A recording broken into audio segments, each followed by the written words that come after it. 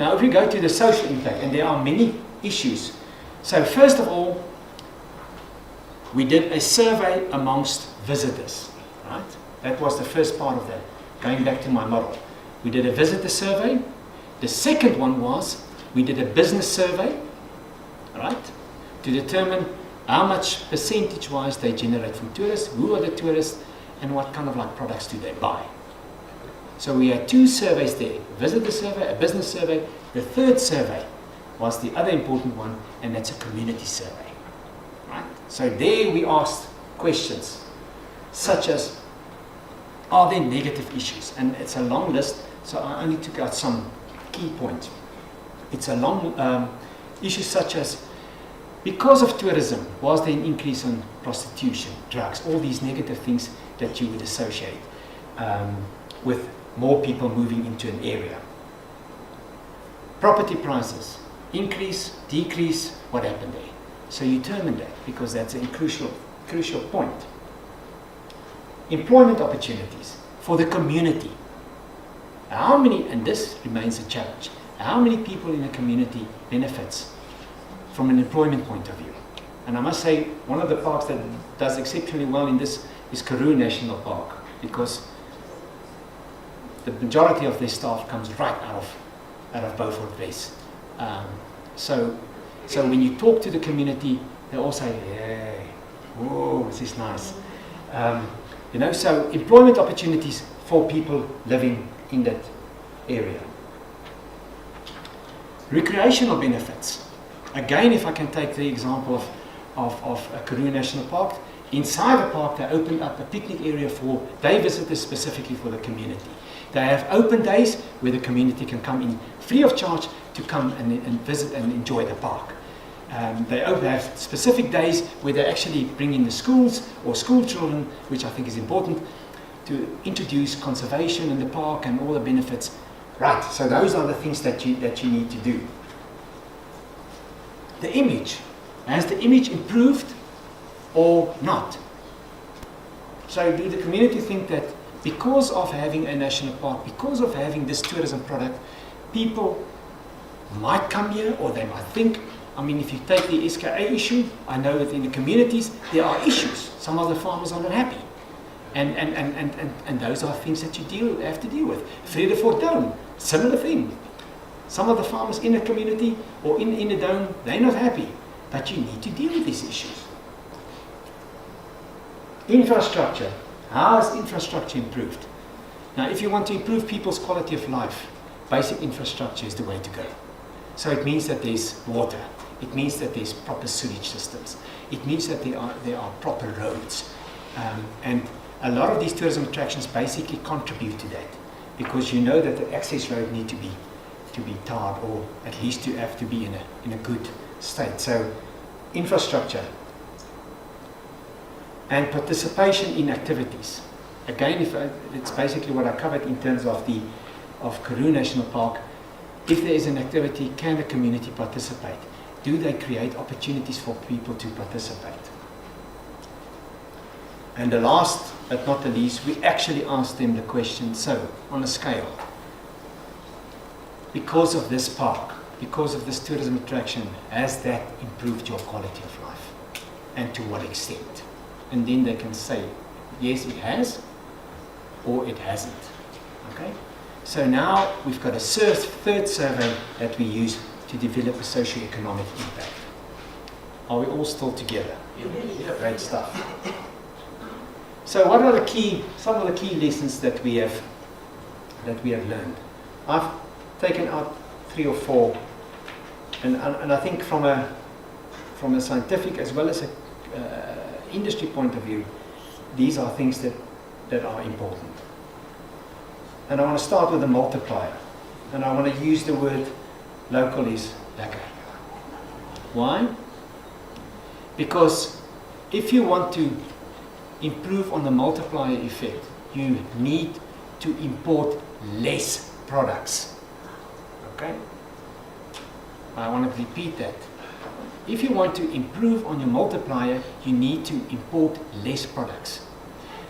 A study that we did in 1998 or 1999 we had a look at who benefits from tourism development in a country. And this has nothing to do with the Guptas or anything, so it's not a family, right?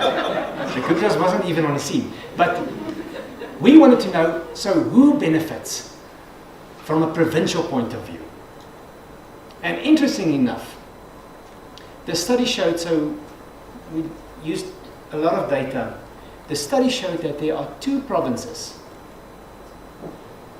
that benefit from tourism development regardless of where it takes place in South Africa. Guess who are those two provinces? Western Cape is one, Gauteng is the other one. And the simple reason for that is, these are the two provinces that manufactures, that produces goods. I did a project in Port Elizabeth. This to me was a wonderful learning experience.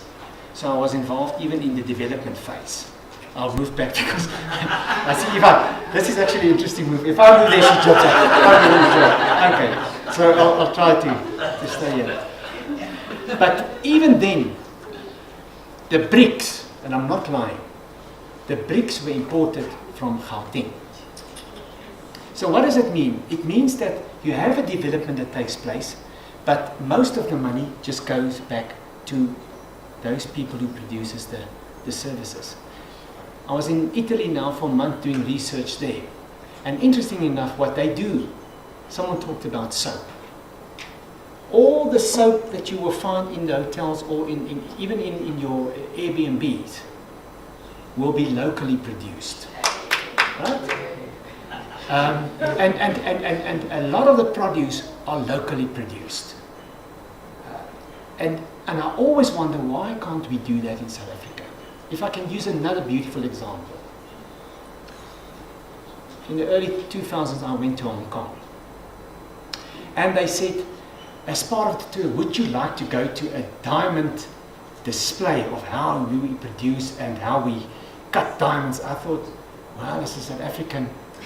You know, because first of all, everyone said, so you're not going there. I said, no, I think I need to go there. And this was a shocker, because they took us to this facility. Now, first of all, you go through, and you've got all these people sitting there, and they cut diamonds, and they polish them, and they do all these kind of things, and they design them, all Chinese, or Hong Kongese, or whatever you call it. Let's say Chinese, right? Chinese from Hong Kong. So, you have all these Chinese, lots of them, it's a huge wall. And then after that, they said, now, we're going to show you our showroom. And you have these big doors at the back. And boom, open it. And you go through there. And you've got all these display cases everywhere.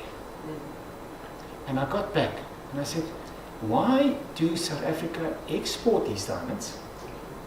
Have them, or let's put it this way, add value to the diamonds, and then we import them again. And it's the same with steel, it's the same with platinum, and I can continue with the list.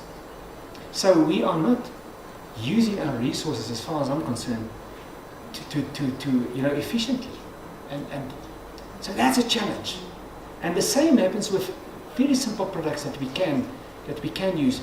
Things in the kitchen, like honey and stuff like that, that can surely come from a local producer. We don't need to, and I have nothing against Pick and Pay and Woolworths and all these places. I'm sure that they're doing their best to promote whatever. But there are local people that produce these products. Let's support them. And the tourism industry need to start doing that, to support them. That's how we're going to ensure that communities will benefit more, because it immediately will increase our... The last example, if you go to Hartbeespoort Dam, and I'm not criticizing anyone, right? If you go to Hartbeespoort Dam, but I get very passionate about this, and you go and have a look at the arts and craft. Yeah. You know what you're going to find? Because some of us who travel to Zimbabwe regularly will tell you where most of those arts and crafts come from. And again, I have nothing against Zimbabweans, but you want to tell me, with a population that stands now at 57 million that we do not have the capacity, the skills, the know-how to produce our own arts and craft and sell it at these markets? I just do not believe that. You want to tell me we are not that creative? I do not want to believe that as well. We have so many creative people. So again, I think this is a crucial point. Tourism and the other economic sectors, without manufacturing, without all of these other industries, the multiplier effect is not the way we want it. Your leakages are. So the moment you start to develop other sectors of the economy in an area, that is the ideal situation. It comes back to our Gauteng, Western Cape issue. That's why they're doing well. In tourism, they're doing well. In all sectors, they're doing well. Because they have a kind of like a combined, a multidisciplinary type of economy. If you go to smaller places like Plettenberg Bay and these places, they are so dependent on tourism. If it's bad weather, or like in Neisner now with the veldfires, there's a lot of houses destroyed. That area is going to take a few years to recover from the issue there, because they don't have any other industries, or very little other industries.